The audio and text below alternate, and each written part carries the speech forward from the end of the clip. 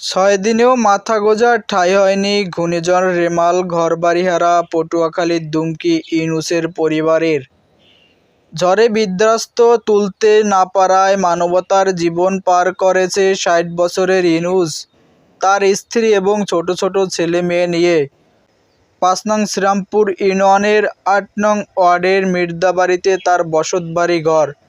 রেমাল ঘূর্ণিঝড় যাওয়ার পর তুলতে পারেনি তাদের বসতবাড়ি ঘর ভিটা। উপরে দুমড়ে মুচড়ে পড়ে আছে, তার ভিতরে চলছে তাদের কোনোরকম জীবনযাপন। সরকারিভাবে ২০ কেজি চাল সহায়তা পেলেও রান্না করে খাওয়ার মতো উপায় নেই তাদের। এই আপনারা ঘরের যখন বন্যা শুরু হয়েছিল তখন কোথায় ছিলেন? তখন ঘরের ভিতরে ছিলাম। আপনারা সবাই ঘরের ভিতরে ছিলেন? সবাই ঘরের ভিতরে ছিলাম। তিনটে ছেলে, একটা মেয়ে, আর আমরা 2 স্বামী স্ত্রী। এখন এই যে আপনাদের জনপ্রতিনিধি বা ইউনিয়ন চেয়ারম্যান তারা কোনো সহায়তা করছে কিনা? ইউনিয়ন চেয়ারম্যানের সহযোগিতা করছে, 20 কেজি চাউল দিয়েছে এবং দুইটা নাম দিয়েছে, 4 কেজি তেল, 4 কেজি ডাল আর 10 কেজি চাউল। এই যে আপনাদের ঘরটা আমাদের মাথা ঢোকার ঠাইটাই নাই, তখন ইউনিয়ন চেয়ারম্যান বা কোনো জনপ্রতিনিধি আপনাদের কোনো আশ্বাস দিয়েছে কিনা?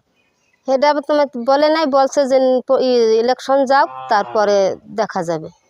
আমার ইনকামের সোর্স, আমার স্বামী অসুস্থ, ঘর পড়ে যাওয়ার সাথে সাথে অসুস্থ পড়ছে। হারে 4 দিন হাসপাতাল আসছিলাম, তারপরে আমরা নিয়ে আসছি যে আমার ঘরে মানুষজন আসতে আছে, দেখতে আছে, এই জন্য আমি তারে বাড়ি নিয়ে আসছি। এখন বর্তমান কোনো ইনকাম সোর্স নাই? না।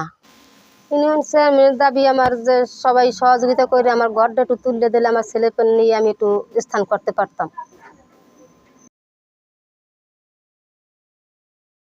এবং তাদের দাবি প্রবাসী এবং জনপ্রতিনিধি এবং যারা অন্য বিশিষ্ট ব্যবসায়ী রয়েছেন তাদের যদি সহায়তা করা হয়, রেমাল বিধ্বস্ত ঘর পুনরায় ঠিক করতে পারবেন।